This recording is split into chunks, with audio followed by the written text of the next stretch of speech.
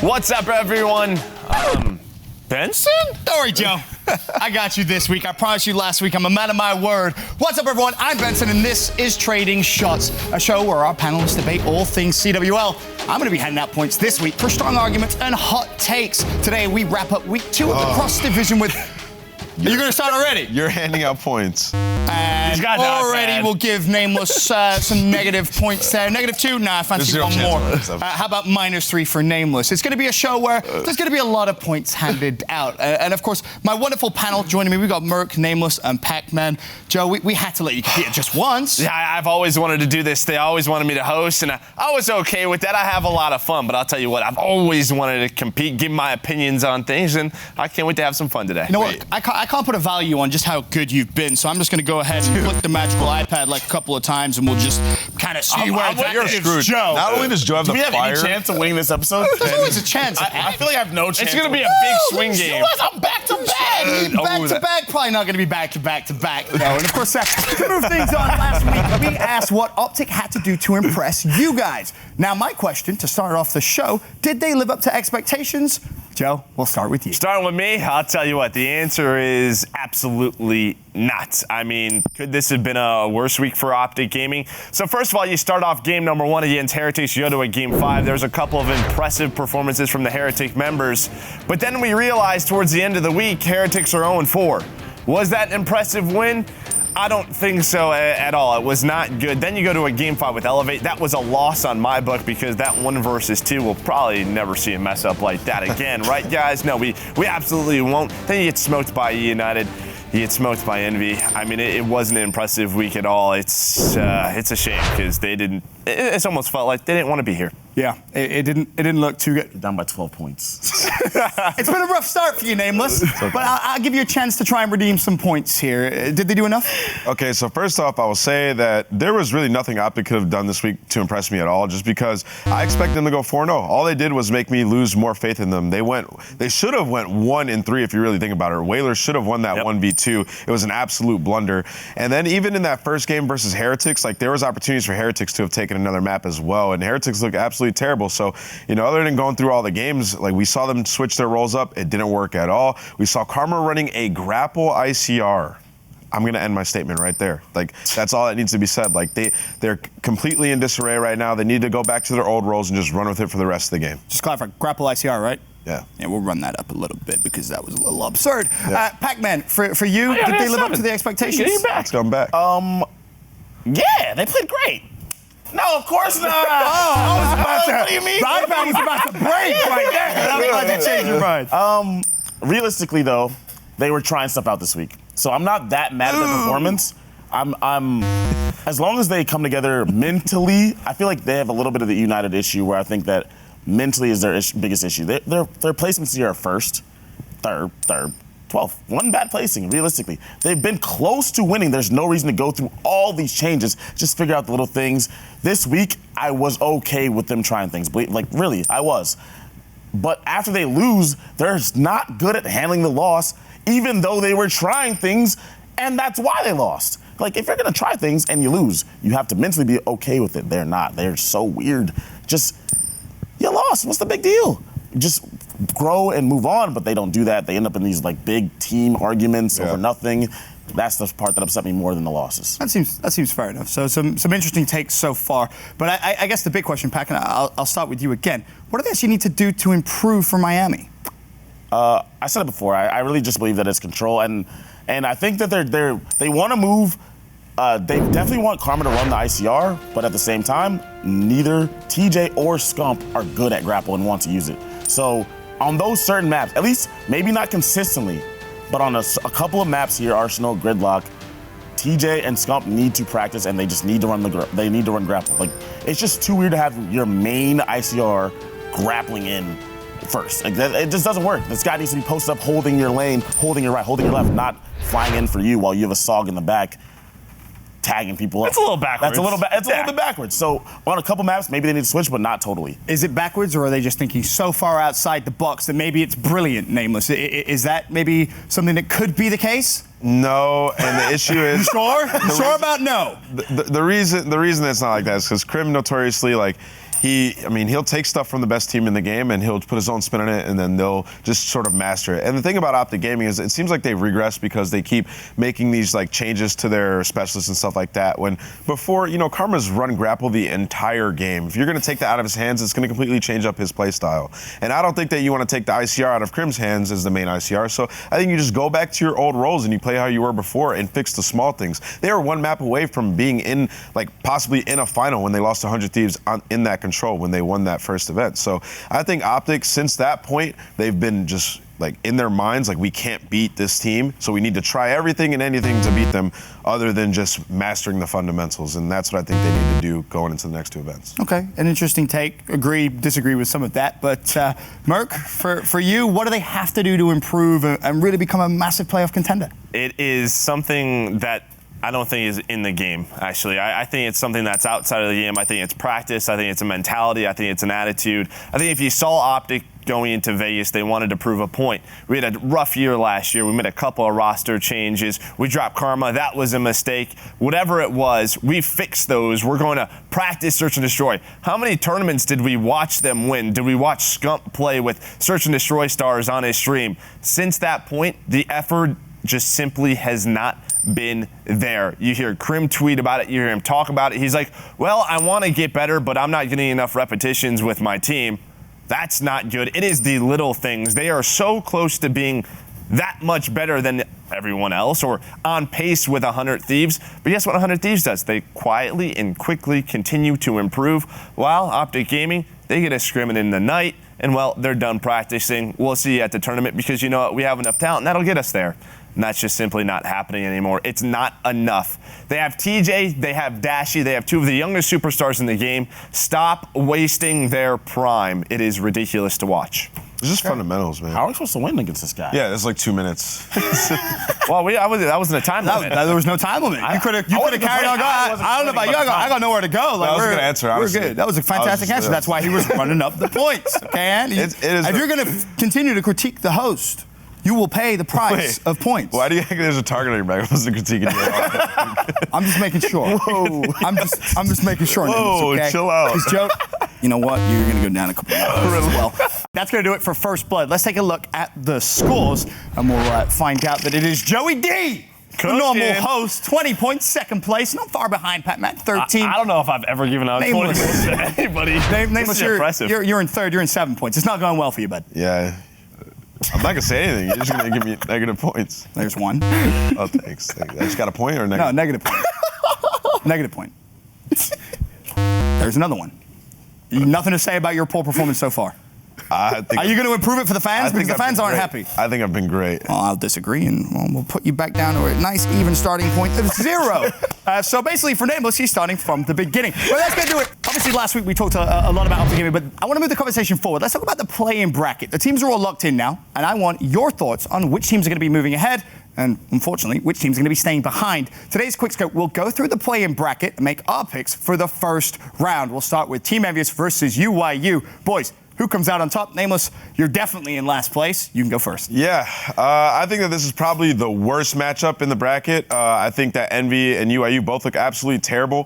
The thing about Envy is they have players who sort of can flip that switch in the big tournaments at the end of the year. So I guess I have a little bit more faith in them. To their side, they did get a lot better at Search and Destroy at the very end, getting those repetitions in on Gridlock and Arsenal. They started to look a lot better playing with each other.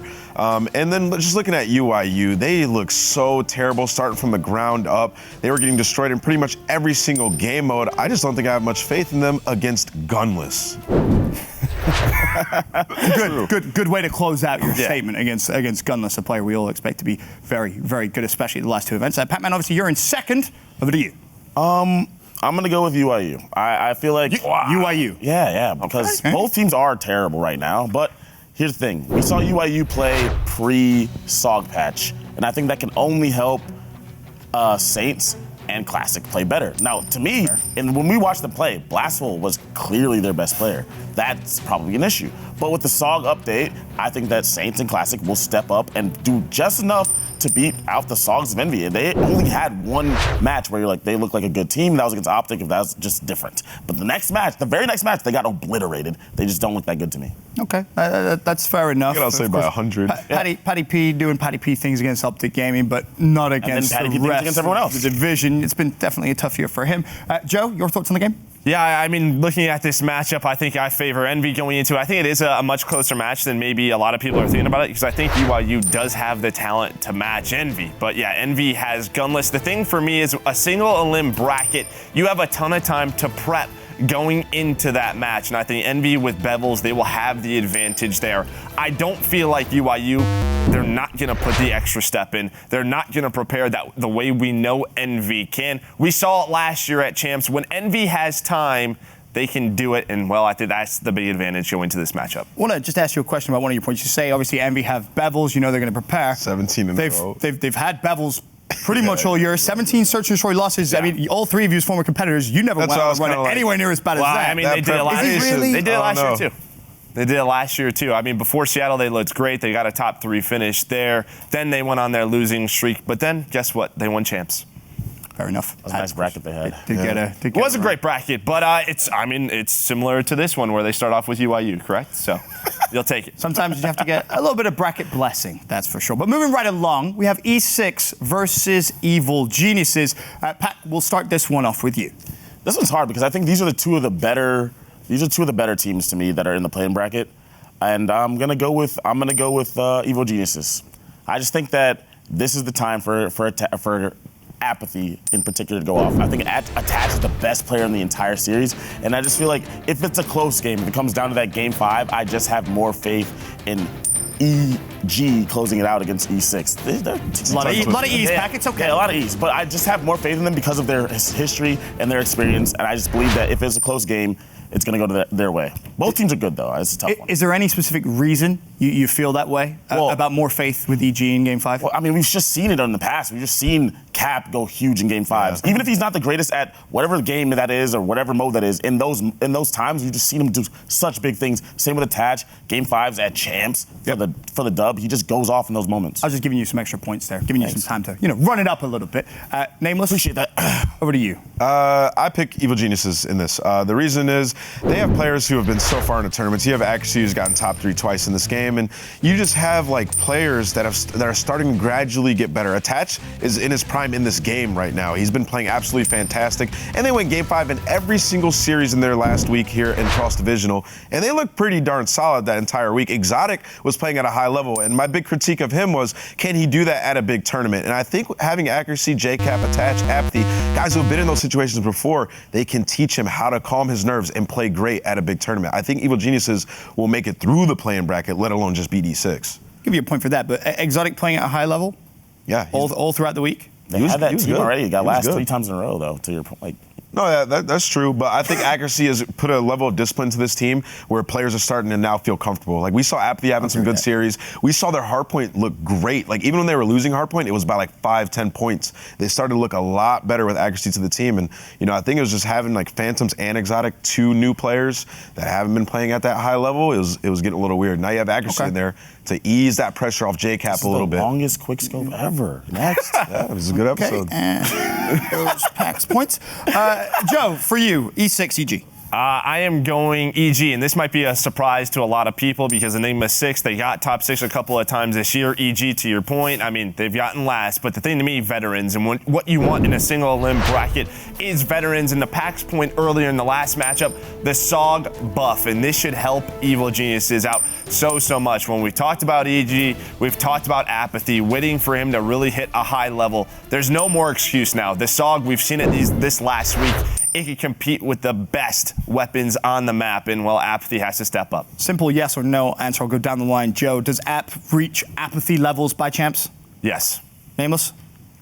No, not historic Apathy levels. Yes. Yes, he does. It'll be good, though. I was just curious just to see kind of how the room was feeling about that. But we'll move on.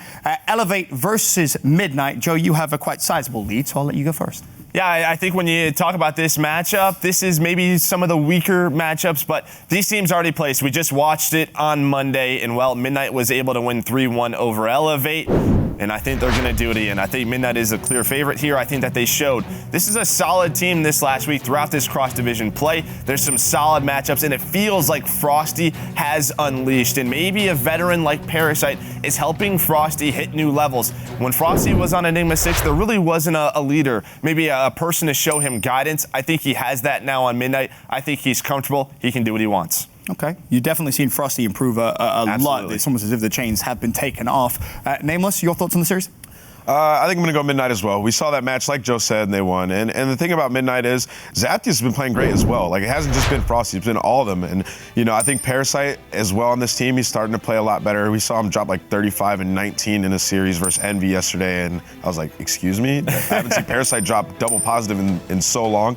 But yeah, this team, it looks like they have good teamwork now. Royalty's finally consistently performing. On his last roster, he would be like going off, and then he'd have a terrible game. So when you have teamwork, players are going to stand out that have talent. And you have enough talent on that team to stand out and beat a team like Elevate. Some good points there. I agree with a lot of that. Pacman, for you? It's Midnight. There's only one answer. It's just the teamwork aspect that they talked about right now. Midnight just has it, and Royalty, Zaptius, Frosty. It's a testament to Black Ops 4 when you need to be good, because I think that Royalty this season has been completely underwhelming from top to bottom, but this last week with this new team, he's been amazing, just like we thought he always could be. Frosty has been average with this team. He's been looking like one of the best Maddoxes in the game. It's just their teamwork is so good now. I don't even know what happened. I think they just formed and clicked right away. I just don't think that Elevate actually has a chance in this series against Midnight. Yeah, I mean, you heard sort of the talks about like coming into after the roster changes. I think myself, I was like, this Midnight team is just scraps. But they were talking about how scrims have been going very well, and you always do hear that after a roster change period. And you're like, all right, can we believe it? But they looked comfortable from start to finish, right? Everybody's like, yeah, scrims are going great. Someone's losing. Someone's losing. Someone has to lose. No one's winning every scrim. Someone. I know Envy hasn't been good, but like they outslayed them by 100 kills in that series. Yeah. Like, I don't care how bad Envy's teamwork is, how bad they are. Like, you have players who can shoot back, right? Like, you have Gunless on your team. What the heck was that? That means their teamwork is completely off. Like, Frosty started a map 14-1. The very next map, Zaptius was 22-6. Is there any worry that maybe it is just a honeymoon period that was just for this week? I don't think so, because think about this.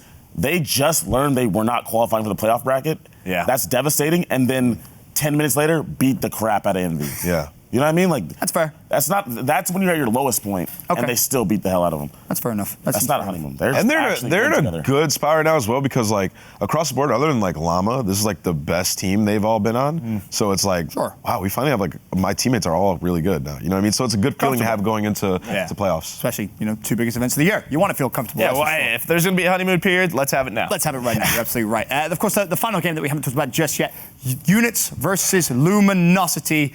And I've honestly lost track of giving away that many points, but I'm just going to assume you are in last place. No offense. So we'll start with you. I'm going to go Luminosity. They've looked really good, right? Like, they have Brack, who's been dropping 45s. So you're going against Europe, just to clarify. With the European host. Yeah.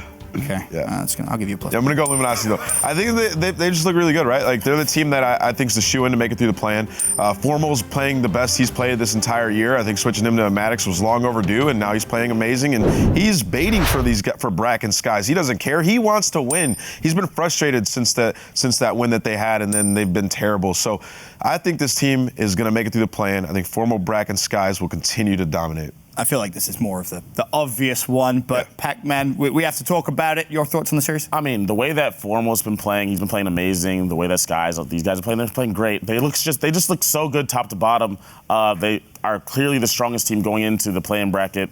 With all that being said, I'm going to pick Units. I think Units is going to win the match. You know why? Purely for points. Cammy, Weeman, you guys, they looked really, really strong in Respawn. And guess what? The Saw got buffed after that.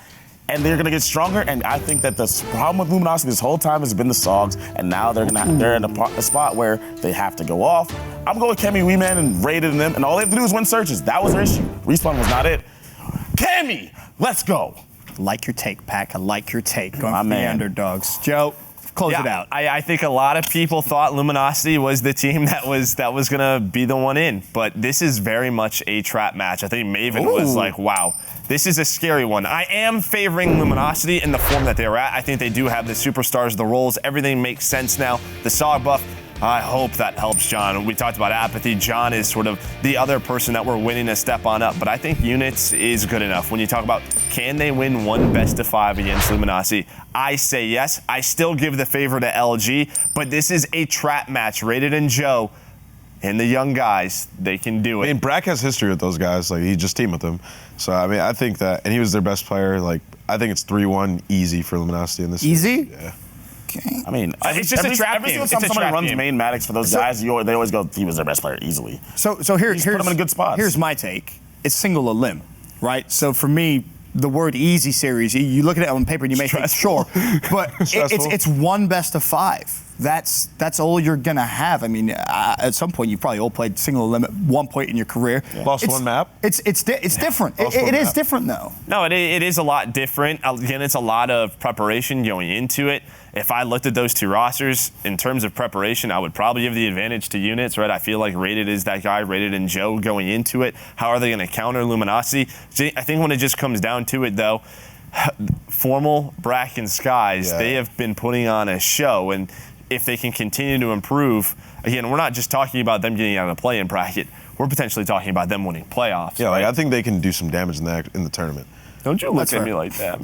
That's fair, but I think the key here is this is the one series out of most of those first rounds, which you could put up an argument, which is pretty well weighted either side. But that is going to do it for the quick scope. Now, let's take a look at the standings and find out who will be progressing to the final. Merk with 47 points. Oh, you wanted to good ride show. home, right, Ben? Can we just bring up the Uber X, bro. Hold on, wait, bring up the scoreboard again. Uber X, bro. And for those of you that don't know, me and Ant do live relatively close to each other. Just make it respectable. Even 39 at least. What happens in a tiebreaker, Joe? The host side? Rock, paper, scissors. The host decides, Rock, right? paper, scissors? Rock, paper, scissors. Let me see. Hold on. Let me see the scoreboard again, real quick. Because I'm the host, I actually prefer just deciding myself. Okay. So Merk and Pacman, congratulations. You two are going to be progressing through. out. Nameless, adios, mi amigo. It was. I'm gonna it was show- fun. Just don't drive home without me, because I do actually need a ride. That would be what is? That's Maven. This is the Maven replacement. We're so used to not having Maven on the show, we actually made a balloon that doesn't look anything like him. But anyway, moving on. Unfortunately for Nameless, he is out. But it is time now for the grand final. And it's down to 2. We have Merk versus Pacman. The winner will enter the Smack Talk Winners Circle, presented by ASTRO first final. Gaming. Your very first Back final, to Joe. back to Don't back. disappoint. We'll see. It's been a long road to get to this point with a lot of highs and a bunch of lows. But what I want to know is what was the biggest thing to come out of the Pro League this year? Merk, you're in the lead. You're first. I'm excited about this one. My first final, I think when it was announced that it was 5 versus 5, there was a lot of worrying people, right? Is this going to change Call of Duty? What is it going to be like? But it has been for the better for this reason. Throughout this year, we have seen the rise of young superstars throughout every team. Heck, even in our last roster mania, Luminosity, they go with the young superstars in Brack and Skies. You have Envoy, you have Priesta, you have all these players who are being picked up, people are taking a chance on them for that exact reason. And a lot of the gambles have paid off. And we get to see that throughout the Pro League. We have seen how they have developed throughout the year. Some of them have won championships. Some of them have come pretty darn close. And I just think that's what we've always wanted to see. What is the next generation of Call of Duty star going to be? And I think we have them now. And I think without this format, maybe if it was 4 versus 4, some of these guys, they wouldn't have this chance. So I'm going to give it to the young superstars. Yeah. But so people think I'm somewhat of a European hater. I'm not. I love Europeans. They're great. I love you, Ben. But listen, in the history of COD, Europeans have won 1 championship. 2. What? 1 championship. 2. Okay, 2 championships. The other you. one was TCM in Modern Warfare 3. We count them. So for me, it's the international teams, I love it. I love Jared being on Splice. I love the FaZe roster. I love Zero and Scraps being with these guys. I love all of that. I love the formal denial roster units playing with Bragg. Like, just this, to me, this is the evolution of what Call of Duty esports can become. Make it international, get these guys in, because I feel like there's a lot of talent in Europe. They just don't get a chance to be the best, they get the best practice. They're super talented. They just don't have that opportunity. And I think the inclusion of all these guys in this scope is just gonna be good for Call of Duty, good for these guys. I want to see everyone win and have the best opportunity, and these international teams are the first step. There's ways to go still, but one championship for these super talented guys, two championships in like 6-7 years is not enough for all these talented players. I want the international rosters to shine. And like, I just feel like this is the right way to go, because from them, if they start shining, then maybe we get Italians in, maybe we get these guys in because they see that they can do it. Run it up. The one thing you didn't mention, obviously, was the Australians, that Dens being a good candidate there. Is there any worry that you're going to see less actual European teams? Does that take anything away from it? No, because there's been 3 total good ones. So if they're just all European and they're not actually able to win, but when I say good, I mean championship level, good. And that's difficult to be. It's just a difficult thing. And I think that just including those guys in, including Dens played amazing last week, just having these rosters and actually taking those leaps to conform these rosters is a positive step for sure. Okay, and then Joe, just touch on your point, young talent coming through. Has it really been that impressive? Have there been enough moments in your casting year where you're like, wow, these guys really Well, are I just think it's a new environment for these guys, right? How do they handle being in the Pro League? The Pro League's different. You have all these veterans. Well, it's a huge risk. We'll see how the risks pay off down. Like, we just had Roster Mania. Worst guys and Brack, the right players for Luminosity, right? All of these answers are going to be, or all these questions are going to be answered in a couple of months. But I think throughout, maybe if there's one change that a lot of these teams probably would have taken the substitute role a little bit more serious. We've seen how it has played off throughout this year, where teams are in a funk. They have to change up the positions. Maybe instead of putting your coach, you have a young talent on that squadron and you can bring him on up, because you could have seen it. Maybe it would have helped Luminosity down the line. I don't know. I just feel like, it has been that impressive. We have so many superstars throughout. You most definitely do. Well, that's going to do it for our grand final. Pac, I'm sorry. I disagreed with a lot of what you said today. It wasn't the best. We'll take a look. I got 42 points and I lost? I told you it was going to be a high-scoring day. What did I get? How many points did I get? You got a lot. You got a lot, Joe. I won? You definitely won, Joe. Congrats. You're going to be going to the Smack Talks winner's circle. It was pretty high-scoring. I think you had like 69. You had like 42, because I didn't agree with a lot of what you said. I think, yes, the international teams are great and all, but I would still love to see European teams come out and compete. You want people to root for their country, right? What we're seeing with Heretics now. You want to see some more of it, but that's what I want to see. Is the talent there? That's the question. This is why England never wins anything. Sorry. Cycling. You know what? Cycling. I'm just gonna. You know what, Joe? Congrats. You're going to the Smack First Winner Circle. Through the remainder of this show, I'm gonna sit here and I'm just gonna tap this, and I'm quite frankly just gonna see how. Keep going, please. I actually gave you a plus point there because you said rowing. We are actually very good rowers as well as cyclists. But congratulations, Joe.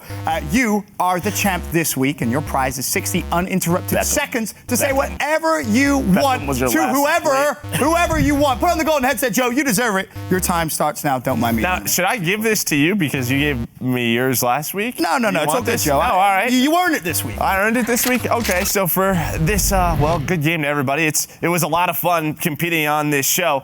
Yes, there's two things I want to touch on. Two people I want to smack talk. First, Maven, where are you at? Not here.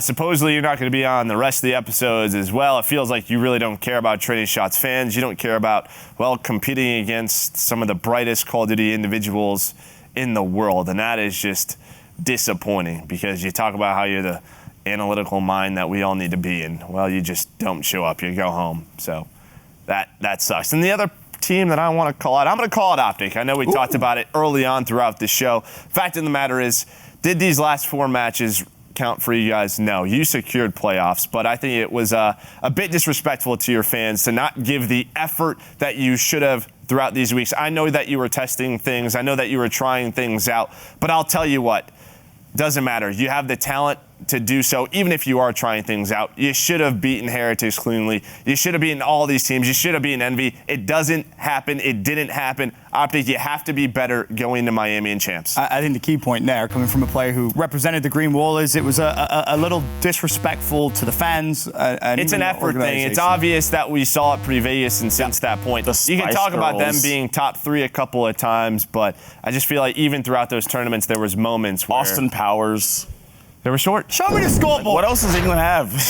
I broke the scoreboard. There's a minus in front of that, by the way. You're minus 108. Pac, you were useless this week. Wow. Useless, Joe. Congratulations once again on the week. We'll take a look at the overall scores, which is going to be interesting because Who gets my Elton win? John. Joe, I think I rightfully earn your win. Yeah, probably. There we go. We'll add a win for me. Throw that win percentage up there. I deserve it. Pacman doesn't get it. Neither does Nameless. You were Well, both I mean, this is going to be absolutely interesting because awful. down the end, you two are 5 and 6. Maven's out of Get him out of the show. Maven's out of it, right? He's been horrible all year. Me and Pac really, it feels like that's the new. Is that why you didn't give me the win? Yes, You of knew I course was that's why I didn't give you the win. And Joe deserves it because you've been a fantastic you. host throughout the Thank entire you. season. But that is going to conclude today's show. It was a little more lighthearted. Hopefully you guys enjoyed it. Thanks for watching. We'll see you next week.